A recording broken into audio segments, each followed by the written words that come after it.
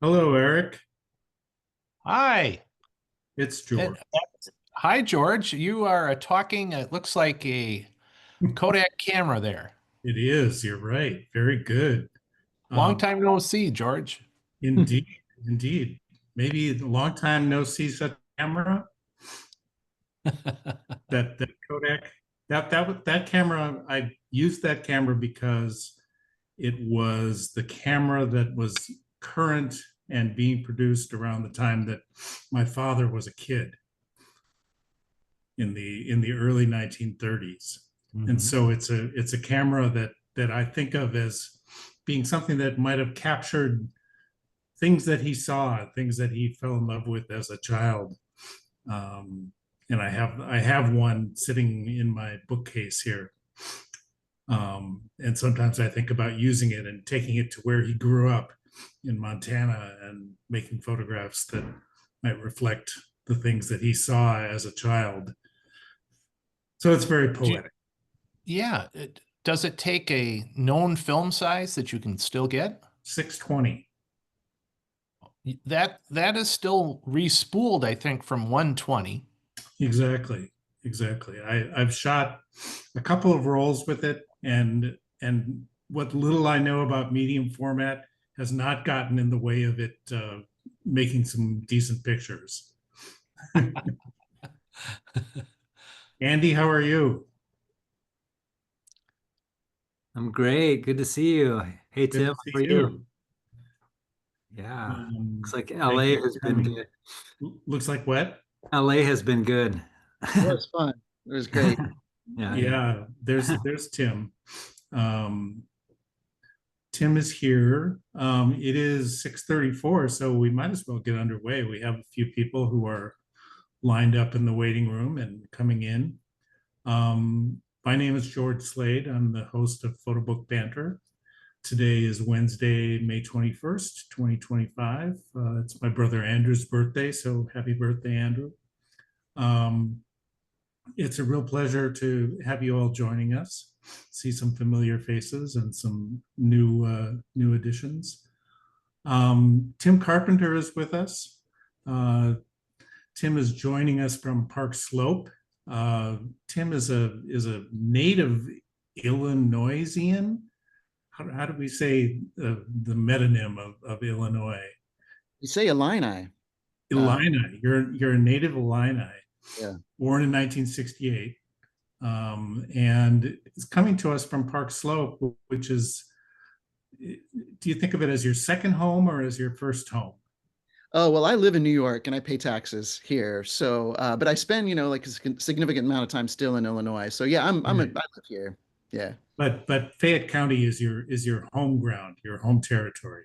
Yeah. And so we don't say it we say it Piatt. There was French that made that name invented first, but it's Piatt County. So Oh, yeah, okay. that's all right. No, Yeah. yeah, because the town is I'm called Monticello, and a lot of people say Monticello, so we always feel like we're oh, pioneers if we kind of Frenchify stuff or whatever. it's So, it's like in Minnesota. If you yeah, if you say Edna, we know you're from somewhere else, or Wayzata, you're from somewhere else. We have someone attending the talk this evening who is from Chile, Wisconsin, and I think I'm pronouncing it correctly, Chile, right, Eric? Yeah, that is correct. Okay, it's not Chile or Kili Not, or something. not unless somebody's been drinking. That happens now and then in Wisconsin, I hear. Um, Tim is recently back from the Los Angeles Book Fair. So one of the things I want to talk to you about, Tim, is that experience of having been there and having experienced not only that, but your broader experience of the photo book community, contemporary photo book making, and the realm of uh, the photo book in photography as a creative medium these days. sure. Um, I know you have a few things you wanted to share. First off, there are any number of ways that we can go about our discussion, but I think that if we have a kind of freewheeling exchange about books and the way that we have in the past, that would be great. But yeah, why don't I throw it over to you and you can sort of introduce Okay. yourself. Yeah. Yeah. Hey, everybody. Thanks so much, George. My name is Tim.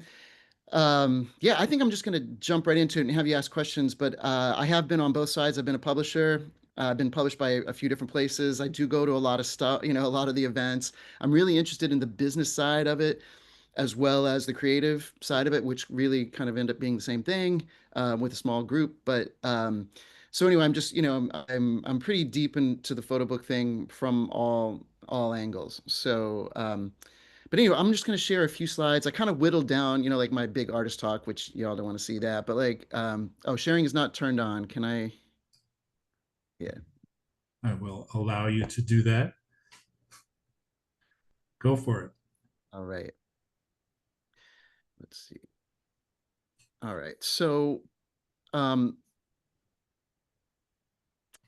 so this is only like a few slides, but I want to tell you about how when I went to grad school, things really changed for me, and how I think about photographs and photo books. I'm going to show you a couple sides of the stuff that got me in. So this was stuff I was making. So I started grad school in 2010, the Hartford Art School. Um, as you can see, I mean, like, I was doing the classic American road trip thing. Mamiya 7 2, like kind of almost a cliche now. And, like basically, obviously enthralled to the Shore, Sternfeld, American thing. And, like I'm still proud of these pictures, but, you can kind of see where I was coming from, maybe a little too much. Um, I was also at the time making portraits, probably these more enthralled to Sternfeld coming through Alex Soth, like I thought, wow, you just, you stop down to 4 or 5 6, you get that nice soft background, bada boom, you got a great portrait. And, like I made a ton of these. Again, I like them. Um, but I was probably playing somebody else's tune, like in both cases, and that's something I had to work through, and I think it's something that almost everybody has to work through. So what I want to tell you though is like when I would go somewhere, like whether on a road trip or even to Illinois and come back with 40, 50, 60 rolls and 50 sheets or whatever, I would really have it in my mind and be like, I hope that interesting guy turned out. I hope that motel sign turned out. Like I was so subject matter driven and I would remember them. And then, over the couple years of grad school, this is stuff from my thesis project, which was all done along an abandoned rail line. And my dad is a lifelong rail fan. This line has been gone so long that he, as a kid, only rode it like 2 or 3 times when it was a passenger line before it just became a freight line and then disappeared. But so, Tim? yeah, Oh, what rail line was this? I it was know called that the names of the rail lines have such resonance, and I just want to be sure that you mention them now and then. Sure. So this was called the Illinois Terminal first, and then the Illinois Traction. I may get them back around, but they did change the name. It was an electric railroad. Like I said, that was started as a commuter railroad, and it actually brought electricity to a lot of the small towns. So it was kind of had a double purpose there. And then, but it often ran next to maybe the Wabash or the Illinois Central, some different much bigger railroads that were diesel, or coal first. But so it was a much more the commuter kind of thing. Um, there's a preservation society, like I was going to all the meetings, I was doing all this, I was so interested in this. But like what the real shift that you can probably tell occurred is like and which has been my thing ever since is I'll go somewhere, come back with 100 rolls of film, 50 sheets, whatever, and I'll have no idea what's on it. Mhm. I'll know there's some trees and there's some water and there's roads and stuff, but like it's just been a really huge shift in me that I'm much more concerned with the form rather than the subject matter of the picture. And I think that's definitely I'm a guy who almost, I mean, I am not much when I look at photo books, when I'm at a fair and whatever, when I'm, working with my students and whatever, I am far less concerned with subject matter than I am with form, because I think that form is the way that we are communicative of this idiosyncratic thing that we are making sense of a world. And all of us happen to like to make sense of it with this peculiar machine, so that's where I'm really interested in. And that kind of permeates everything I've done since then. So anyway, I just want to show you those three. That's quickly kind of an explanation of where I'm coming from. And then I wanted to run through, so my latest book, It's called Little. It was made by the Ice Plant. They're Los Angeles based. They've done my 3 monographs. The first one's called Local Objects. There you go, George. Good product placement. Thank you. Um, uh, and they did a book called Christmas Day, Bucks Pond Road. So we kind of consider these a loose trilogy of black and white books. There's Bucks Pond Road. There you go. But I wanted to show you how an idea that kind of got shelved in Local Objects stuck around and then morphed.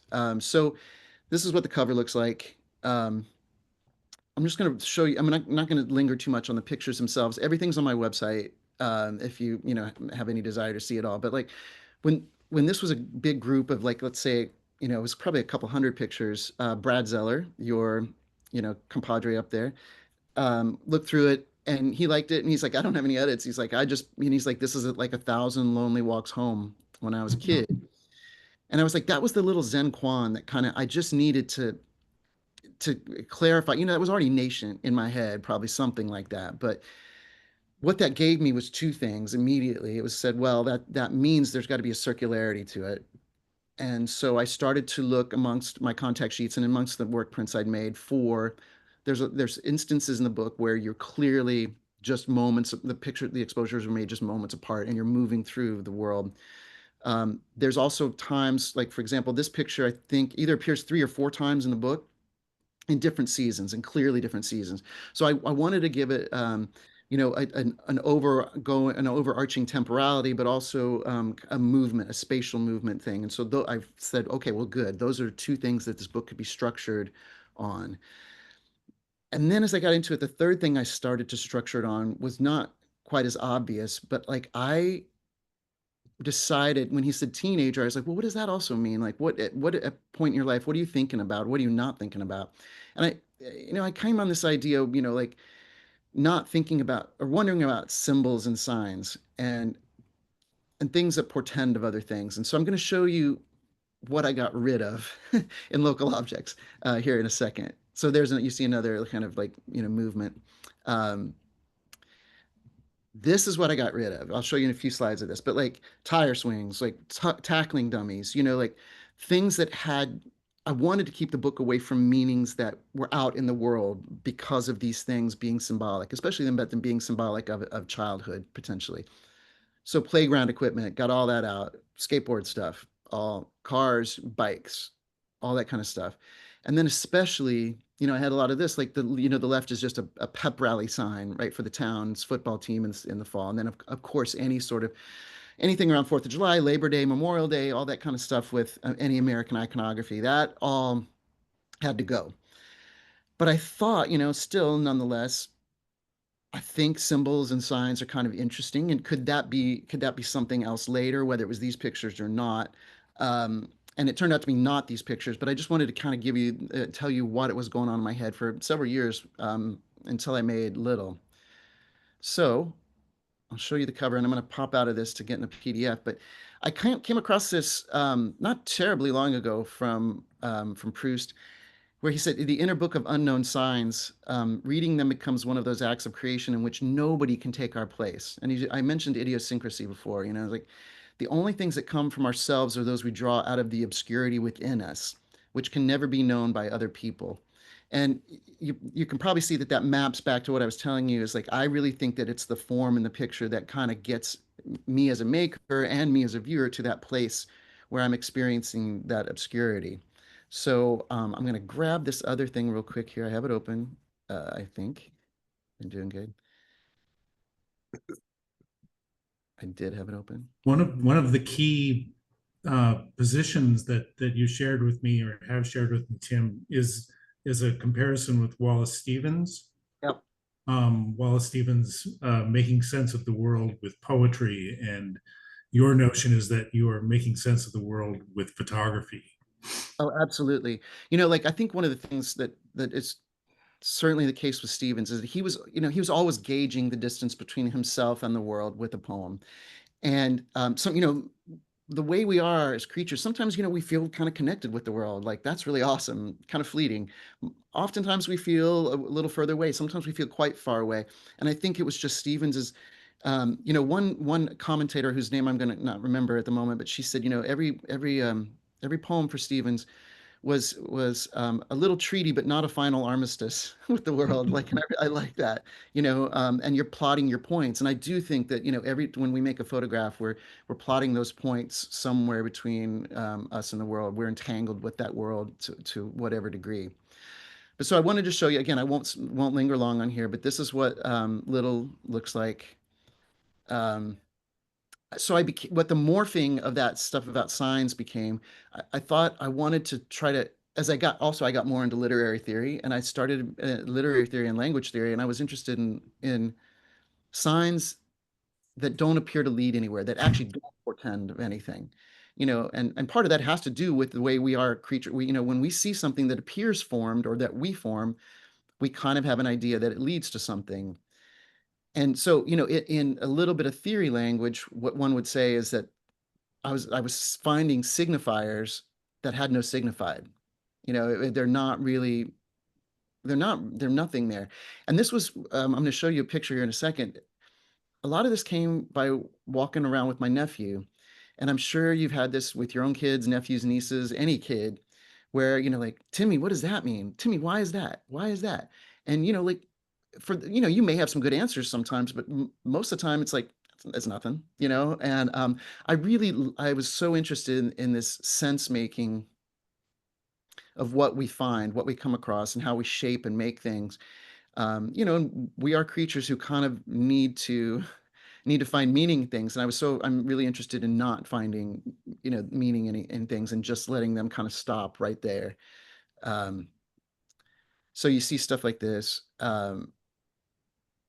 But here, the one picture, like it was really important to me as I was working through this with the ice plan is this is the only break from what I would call third person to first person. So even though he's still third person to me, you know, my nephew had just grabbed a couple really big, probably oak tree leaves, and they'd become wings for him. And so that imagination, that, you know, like how quickly, especially at a certain age, we can slip into that where the world is something different now. And so it was important to me just to kind of like do that quick little move and then get back to things. So that's the first time I've ever done anything quite like that. You know, so it was interesting So, for me. Yeah, go ahead, George. so you looked for those moments that you couldn't recognize. You know, when I was looking through contact sheets and stuff, and I was like, well, I like the picture, and is it something? You know, like, you know, here's a classic form, obviously, this bird bat that looks like Greek, you know, Roman, like, um, you know, and so you're kind of think, well, what does it portend of? And it's just a bird bath, you know, like, and what do marks, like, for example, we even asked one of the road commissioners in the town, I was like, why are these things all over here? And he's like, I'm not even really sure. And, you know, like, but these were made by somebody, they were placed by somebody, you know, like, and so that's what I really got to be interested in. And not solutions, but actually just kind of, you know, why, you know. Um, and funny enough, like I did recently, only in the last couple months, come across um, Bart in something late, maybe the third meaning, like he approvingly quotes Julia Kristeva, who said she actually termed kind of a French word signifiance, which she really meant to mean a signifier without a signified. And so I was like, wow, there's like actually, you know, heavy duty theoretical firepower behind this idea. But I didn't, Way to go, Tim. yeah, You're on the avant-garde, the leading yeah. edge of literary theory. I don't necessarily want it to get that highfalutin. It did come to That's describe. Oh yeah, that's why you can do a book called To Photograph is to Learn How to Die, that's right. Yeah. and have no photographs in it. Well, yes, that was important too, at one point. But anyway, you know, like, so you can kind of get the gist here, but like, you know, kind of just things. And I want, you know, for me, it's important for pictures. I would really love them to have no prose equivalent. I want the picture to stop there and not invite narratizations or conceptualizations or whatever you want to call them in your head. I want it to stay there. Um, so anyway, you can see what that is. So, You are not big on essays you know, no, in your I books. am not. I it's funny because I've been asked to write now a number of essays for monographs, and my first answer is it doesn't need it. I will, especially for friends, I'm like, of course I'll do it if you want to, but like, I'm a guy who really, I trust photographs a great deal, and I trust them in what they can do. And so I would always, almost all, I would, for my students and from anybody I'm advising, I was like, listen, if you tell me that the writing is absolutely integral to the work and the work fails without it, I'll buy that, and that's cool. If it is just something as an add-on, then let's get rid of it. Mhm. I just, Tell but me, people feel tell us different. more about your working with students. Oh yeah, so well, this is my sixth year teaching a year-long program through the Penumbra Foundation, which is photo book oriented. And so yeah, it's awesome to spend a whole year with, and it's like I meet with them a couple times at the beginning of the year, but I'm really heavy in the second part of the year because that's when we get down to the edit and structure of the book, and that's where I even have like a lecture, and like exercises about like understanding edit and sequence and Is what. Penumbra a low residency program or?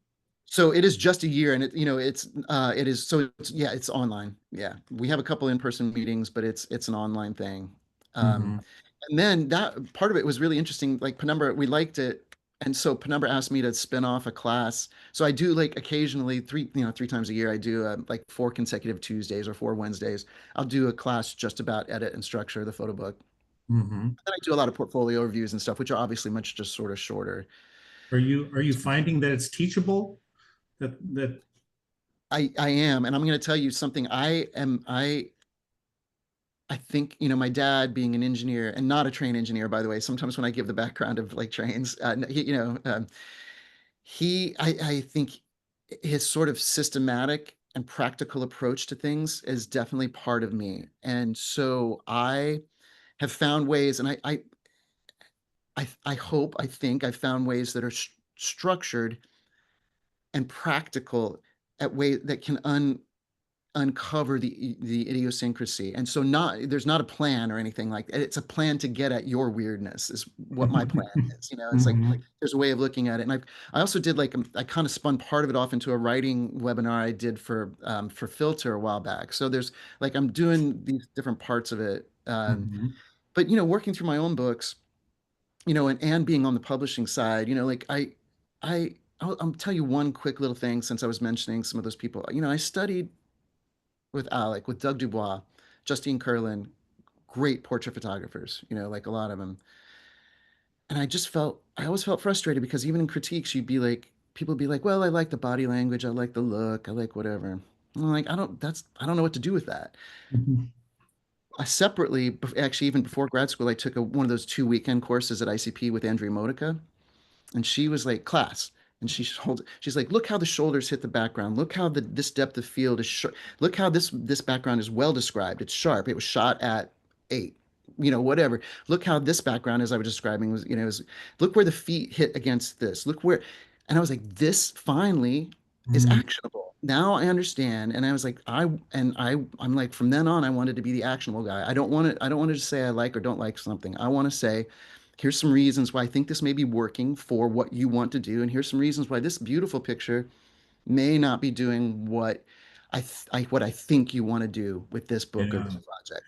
So I think there's part, like the ingrained part of me, my dad being the practical thing, but then also this like little just one moment with Andrea being like, here's how you move forward, here's how you manage, this thing, and you still, it's not constricting or anything. It just now I know what I'm doing in my picture making. So Right.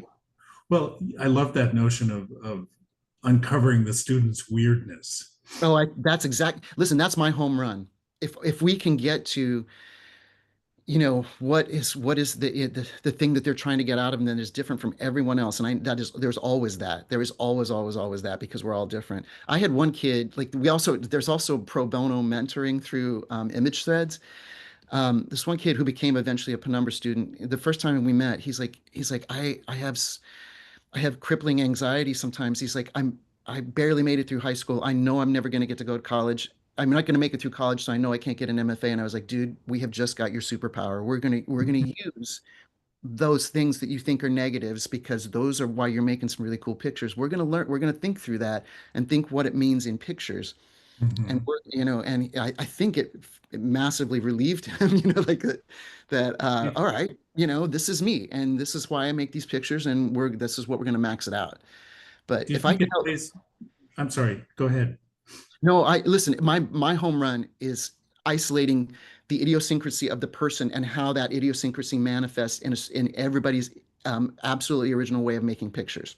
Mhm. Getting from that to that, so that my students and even myself, when I'm making new things, I want to understand what I'm doing that is manifesting the thing that's only me, but I have to articulate it in pictures. And that means like edges, it means depths, it means grain, it can mean color in black and white, it can mean aspect ratios, it can mean every formal aspect of the picture, but we really go hard into all of the choices that are being made. Right.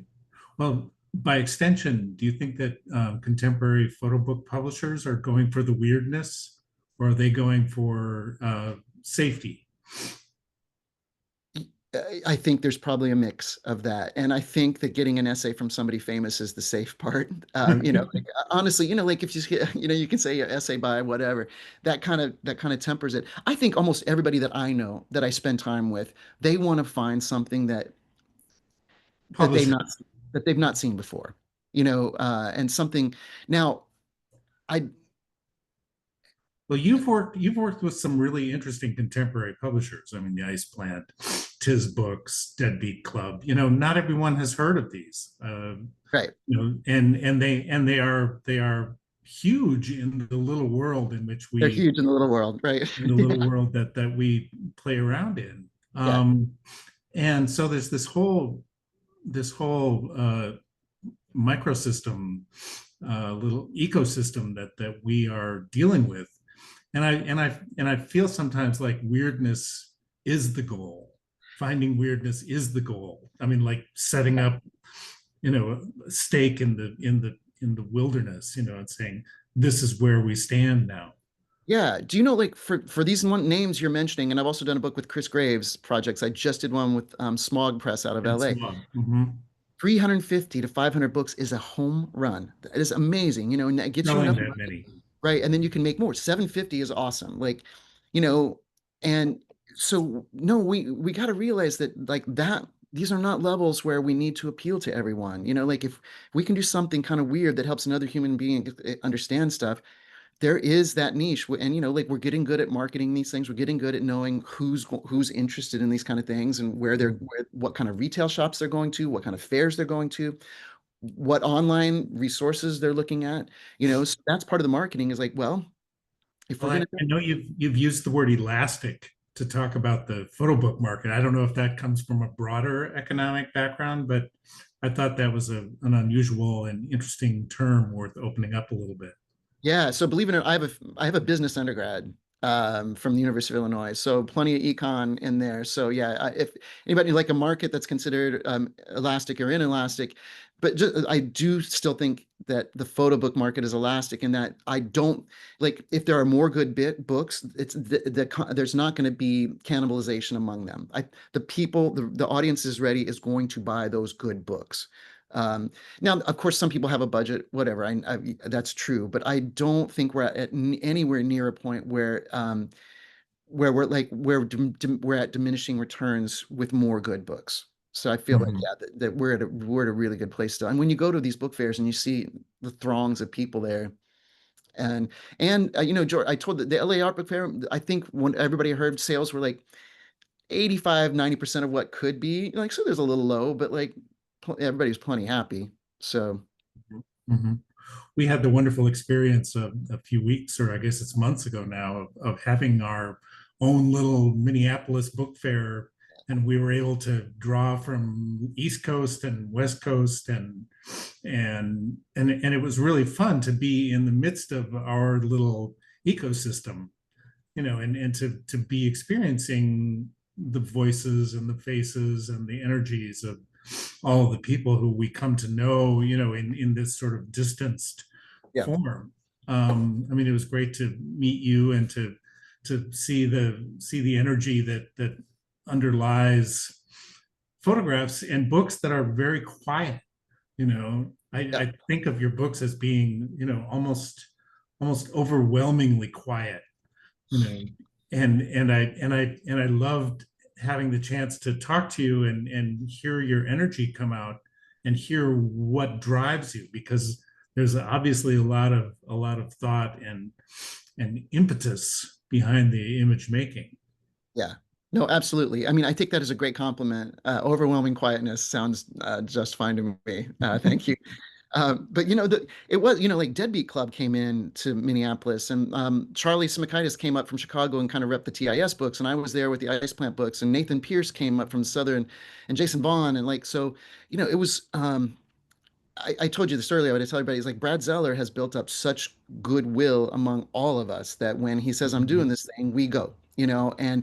And the really lovely thing was that I told George this earlier is that how many people came up and said how grateful they were that we came in from outside and made this a bigger thing.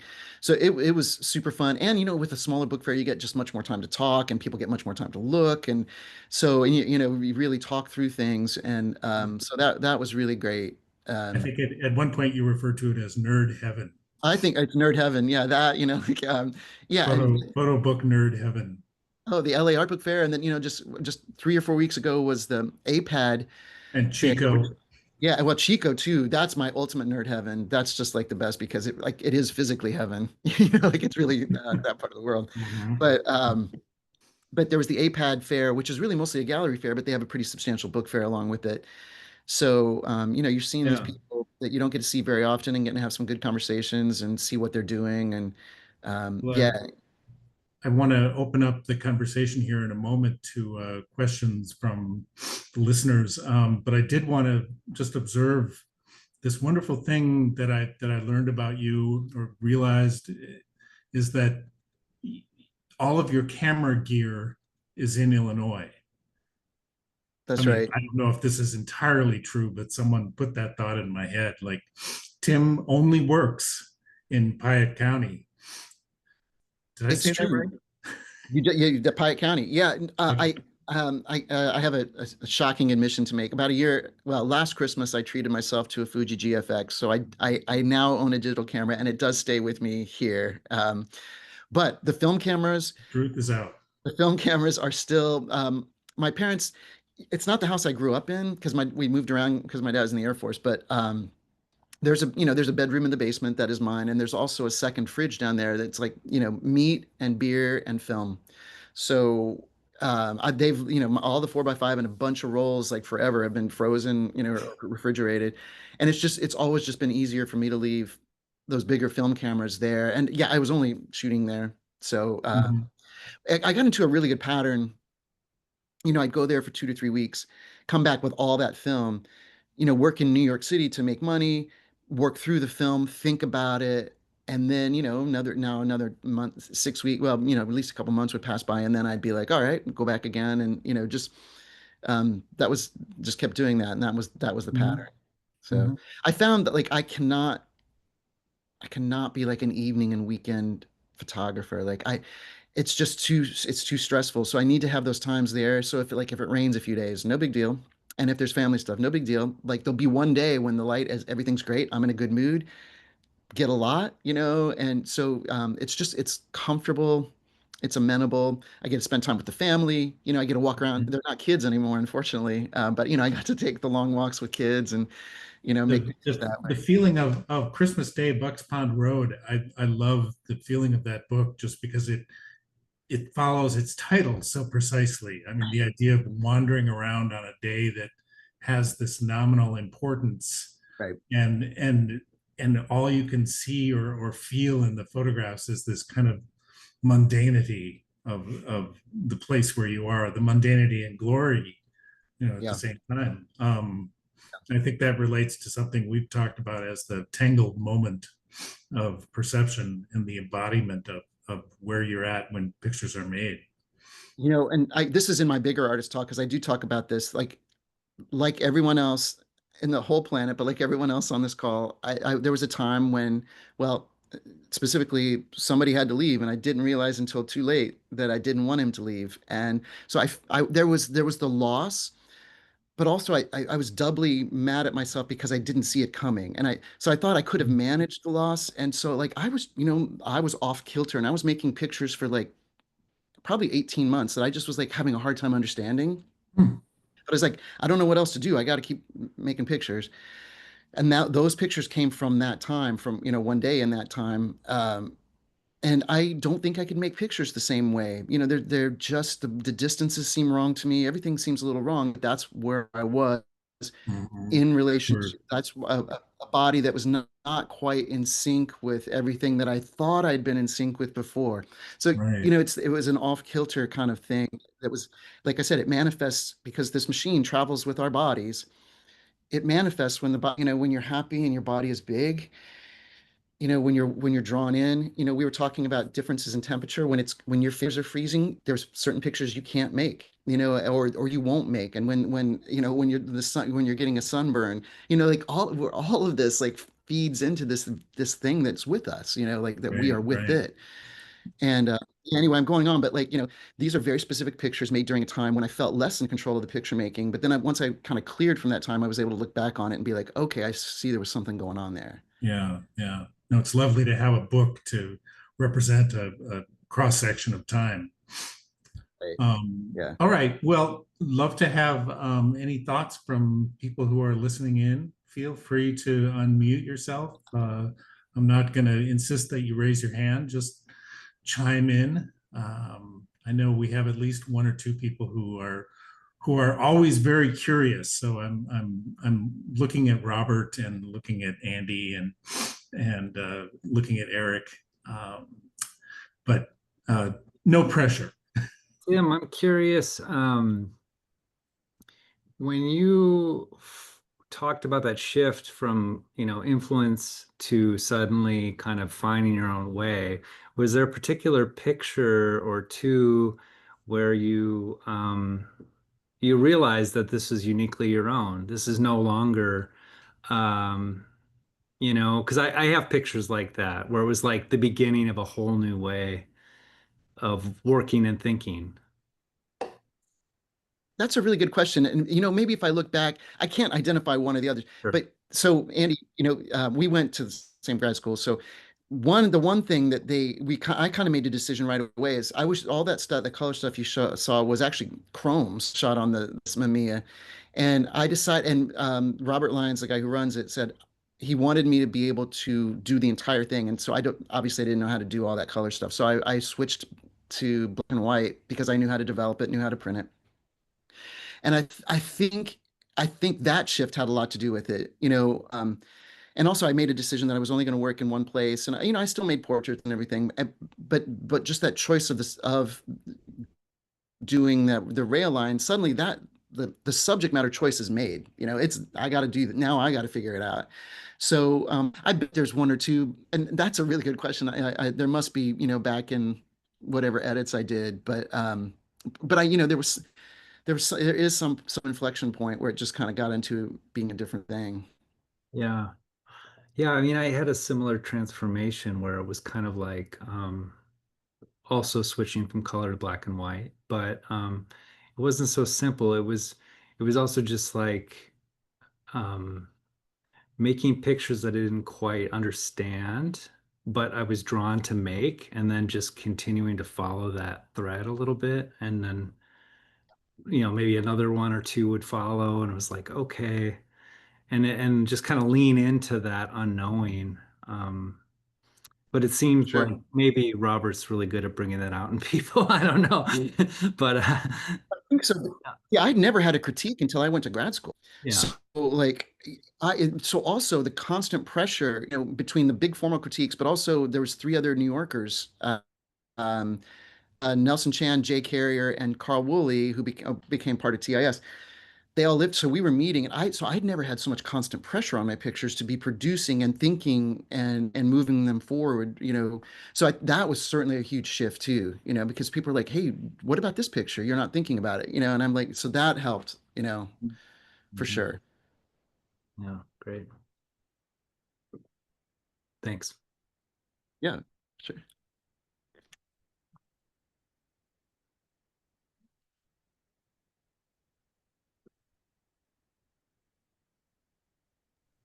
What beverage are you working on today, Tim? Just a Diet Pepsi. not Diet Coke. Not that you guys care.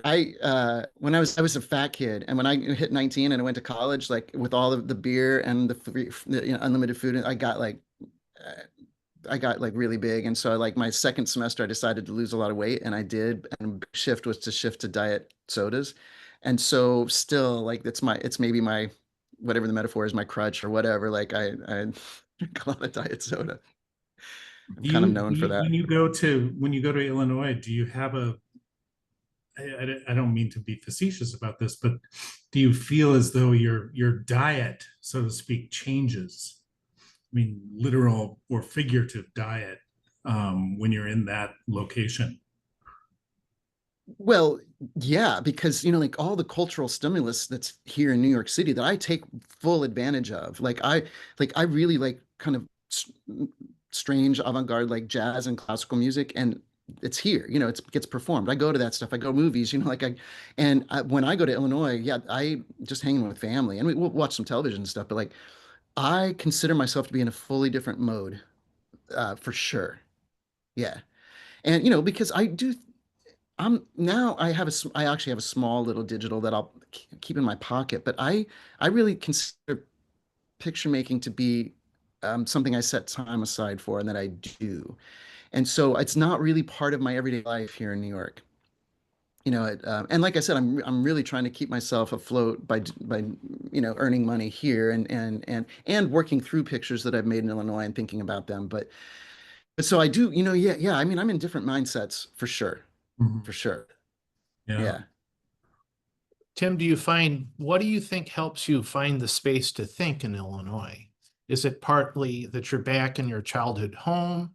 Is it the lack of waiting in lines? Is it something that's just a seat in the Midwest compared to out east where it's just a different pace of life? Yeah, I think it's all that, like car horns, there's not, like, and everything, like, and also like I have a plenty nice apartment, tiny, like, but like to have space just to even, just get out on a back porch or get on the lawn, like at my parents' place. It's just like everything is different. Everything, like it's so different. Um, so that, it just, yeah, just like, I just kind of relax, like I don't know, like, and also because as I'm not work, now because I can do remote work, I work some from there, but like, I definitely dial it down. So it's putting myself into yeah, that just total, and the rhythm can be whenever, like whenever people are doing stuff, we do it, like, and I'm not on trains, I'm not on anything, like schedules um, but yeah, I mean, it's so fruitful for me, to put myself into that position. Um, so that yeah, if you're feeling like it's a good day and man, that light looks great, knock it out, and if not, you don't. Whereas here, I just feel like I'm all, you're scheduled, and there's things going on and things you've got tickets for, and all this kind of stuff, and that structure, I love it. Listen, I love it. I love this life here, but it's just different. So Is your new digital camera giving you an avenue to be more fearless because you don't have the investment of, the material for film, the development, and yep. it's more portable, possibly even more waterproof and rugged because of its size? You don't have to, sometimes I have to bring a raincoat for my camera. Yes, right, right. Yeah. Well, this GFX, one of the good things. So I will tell you, two of those friends who I mentioned earlier, Jay and Nelson, they're way more gear guys than I am, and they both kind of independently said, "Tim, here's the camera that's because you're the Mamiya 7 II guy. Here's the camera you're gonna like," and they were right because they're really good at this. Even the weight and balance of this camera, it feels like the Mamiya 7 II. So that was one thing that was really nice right away. But you're fearless, you're right. So no, no film expense. Also, I've never in my life had an autofocus before. So now I can do different things away from my body more. But the greatest gift is I've never had, unless I got onto a tripod, I've never had the ability to shoot interiors in low light. And this thing is like hard, I mean, like you can go down to really low light because, the camera doesn't shake itself, first of all. So, I mean, I can handheld, and it's got image stabilization. and it's got, I can pump up the ISO and you can still work this thing. So like the new freedoms that it's given me, I'm just like, I almost have like a new lease on life. It feels really good, and really fun. Um, I'll tell you, this is like, because we're all camera dorks here. I like, this is not, when I was, because I don't need eyeglasses for my normal life. These are just readers. But when I had gotten, and in fact, I had gotten that little point and shoot before I got the Fuji, but like, it only had an LCD screen. And what I had to actually do is hold it at arm's length to the world, like to see what was going on the LCD screen if I didn't put my glasses on. And so suddenly I got into this. I was like, that's kind of fun, like, because now the relationship, me, machine, world changes. I'm going to tell you, about half the time I hold that GFX out and look at the LCD screen and use it that way rather than using the electronic viewfinder. So I think there's many really interesting things that I'm able to do, and because now I have autofocus that I couldn't have ever really done before. So it's freed up a lot of things. It's given me just new avenues to make pictures. I'm making tons of interiors that I'd never made before. So yeah. Yeah, I noticed with just the overview, I'm not that familiar with your work, but with what you shared, it seems like you kind of chose the type of weather, at least at the time that the images were made, that it wasn't like, a lot of atmospheric perspective in the pieces. And instead you controlled through like your depth of field, or that's how you controlled space. With your new, avenues, are you thinking about, doing something different that way? Or is that something that'll Yep. just, you'll pick out of, your large field of images, like you've been distilling the pieces into these monographs? Yeah, no, so that's a really good question. And yeah, this is, this is, I knew this would be this kind of audience, like talking in this kind of detail and level, because the two things I showed you, and let's say in general, I almost always was looking for overcast days. Mhm. Like so, and the construction of that picture where there's not masses created by sharp sunlight. So, and that's a really, now I have still made those pictures throughout my history. I've never really decided that I wanted to use them in books so much. There's a few here and there. Um, but it definitely became sort of, and if you saw more of my books, you would see definitely, that MO sort of playing out. Um, as like less so with the 4x5, but with the Mamiya, any rangefinder, that's like a yard minimum focusing distance. And so you know, there was something that kept me a little bit away. But again, but with this digital camera, I'm getting closer into things and letting things get way more out of focus and seeing what happens. So so my tightness relationship to the world has changed, and that again, like that's another layer of what I find super interesting. And also, with how these files come through, even on in days when it seems like, wow, that's too sharp a shadow, like I'm finally learning Photoshop well enough to get a nice picture out of it, like. And so I know I'm 10 years behind, but like some of this stuff is new to me, like that situations You where I've have been like a, an impossible. oh, sorry, I was just Go gonna, ahead. it sounds like there's a little bit of a shift happening in your balance of form and content, form and subject matter. I mean, Oh no, I'd when still I say it's look at more like. I'm thinking about the form of content, Oh, the ability to open up shadows and to see, what really constitutes those spaces. But when you talk about big blocks of sun and shadow, then I feel like we're looking at the content of form. Then it feels a little different. sure. I still just mean I don't. And I see where you're going, and I understand that. Like, I just mean I don't care about the things in the picture. Like, but yeah. I mean, just definitionally, and it doesn't matter. But like, I actually, I use the term form for all the things that like can be detected in the picture, and subject matter.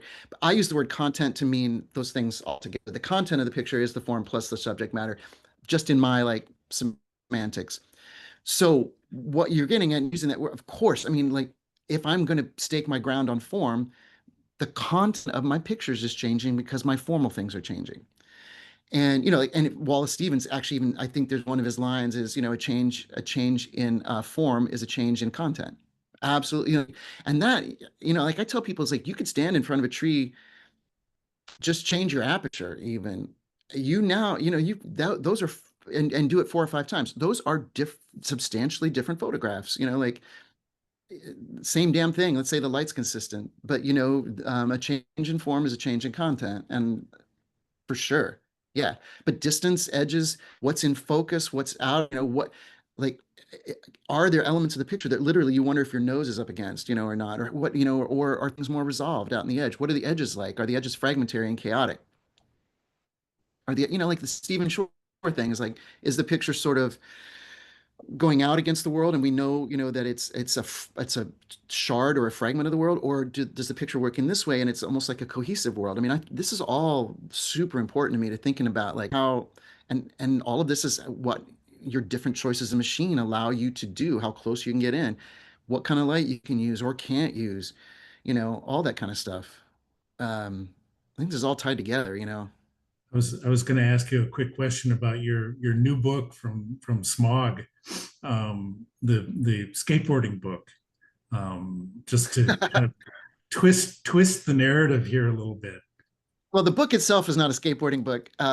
So because I only skateboarded a little bit when I was a kid. But I did this book with a guy called Jason Lee. Um, and we did it with Smog Press out in LA. And both of us were using film negatives that we shot somewhere between like 2012 and 2019 for both of us. So it was older, unpublished work. But for those of you who don't know, what George is referring to is that funny enough, along with Ed Templeton, who's also kind of a big figure in photography, Jason Lee, very famous skateboarder, so famous that he had, a line of boards, and then he became an actor, and he was in a famous movie called Mallrats, so, and then he had a TV show called My Name is Earl. So anyway, we did a signing at the LA Art Book Fair, and it was a long line, and it wasn't for me. It was for him. The people, he was signing skateboards, and he was signing VHS, boxes, and it was really hilarious. But we also sold a lot of books, and the pictures look really good together. I'm really glad how it looks. But yeah, anyway, this is so it's not really skateboarding, but I don't mind the skateboarding vibe with it, but it's kind of classic American black and white, like some of the things you've seen from me. And if he has a couple books with Stanley Barker, so he's not just a celeb who's making He's pictures. legitimate. He's legitimately good photographer, and he has a camera store out in Eagle Rock that's really, really amazing. Oh, wow. When you mentioned Ed Templeton and signing things like boards, it reminds me of a book that Dina Templeton did called Sign Your Name on My Body. Yeah. Yeah. Yeah. Well, so he and Ed were buds, I think, in Ventura. Well, no, I don't know exactly, but they knew each other from when they were kids, and but they were two of the preeminent skateboarders who were doing videos and actually starting to make some money and gain a reputation off of it. I'm gonna write an essay.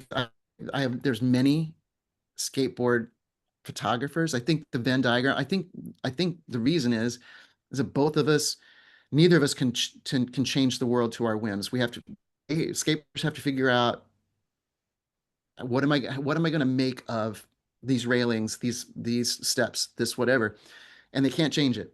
They got to do what they can with this, and that's the same predicament and the same gift that we have, is that we got to move around the world or figure it out. We can't change it. So do you remember a book called 720, aka Two Times Around? It was about building skate ramps. And the forms, those sort of incidental, casual, purposeful forms of skateboarding ramps. Yeah. Well, and from what I understand, people love those, but also like the real hardcore traditionalists don't feel like you should make the world amenable to skateboards. You should make your own world amenable, or you got to figure out new skateboarding techniques to use the world that already exists. So how do we extrapolate from that? How do we extrapolate from that for the sake of photo books? Well, I'll tell you, and by the way, when I name these two people, it does not mean to diss them, but like like a wall or a Crutzen kind of thing is to create your own world and then photograph it, and that is a different thing altogether from what I'm talking about, so, and again, I find those pictures alluring. But they're I would have to say they're not my favorite kind of pictures, but they can be really seductive and really amazing. But that's creating your world and then photographing it. Somebody asked me once, like, was AI a threat? And I said, not to me, not to my world. I mean, probably someday if somebody makes an AI fake Andrea Moda comment and fools me with it, I'll be really sad. But I told him, I said, who should be scared about this is Crutzen, because like now all you have to do is just sit down in front of a computer and like give me Julianne Moore in a nightgown in a suburban bedroom in this kind of light, and now you don't have to spend $500,000. You got it, like, right? All you need to do is just tell it what was in your mind that he did and bought, and had designers come in and had talent come in. So what Now you would just do what it. would you do, Tim? What would you tell AI to do? What can I answer that by saying, I tell people since AI just takes language prompts, and then I know now it takes picture prompts too, but what you need to do is make photographs that have no prose equivalent, because then you can't just re-engineer it back into a picture. Like, I'm serious. Like, I want to try to make pictures that you could not sit down and type it. That's what I would not want to have happen. Mhm. There's a Italian journalist on photography named Luca Fiore, who's become a friend of mine, and he said he called AI the revenge of the caption. And I told him, I was like, you better copyright that right now. Because I laughed right away and I said, I'm going to steal that. Because finally we thought we got away from captions, and now captions have, like, they're the tail that wags the dog. So, um, yeah, I so stay wanted away from to, language. yeah, just, I mean, to circle back to what Brad Zeller said, that lovely koan, the Zen koan about your walking. What was the Mm. thing that Brad left you with? Well, he said, if this feels like 1,000 lonely walks home when I was a teenager. And that was the thing. Um, yeah. And like I said, it was nation, like I also tell my students, I was like, you show me several hundred pictures. I'm trying to yank out what is there. I'm not making up new shit. Like, that's not a teacher or anyone's job. It's like, I'm going to try to help you find the tools that you yourself have given you. You yourself as that weird idiosyncratic person. And I'm not going to tell you to photograph other things. I'm not going to give you ideas. I'm going to help you with what you are doing. And Brad just did that for me. Like, he said, here's what you've made and here's what it feels like. And I was like, oh, boom, and then I Mhm. then I could run with that. Yeah, yeah. No, it's a I it's a hate I key said I that hated unlocks it.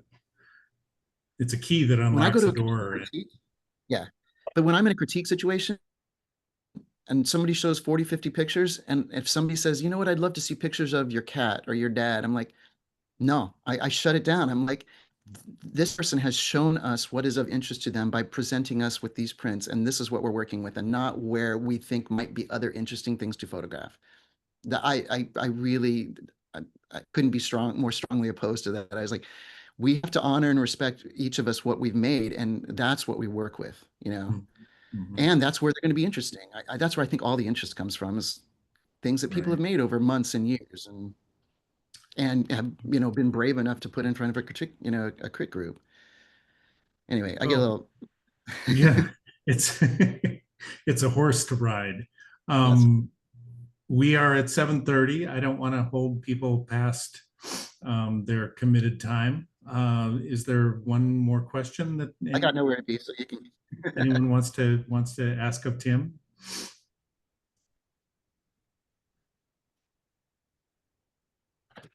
I have one if no one else does.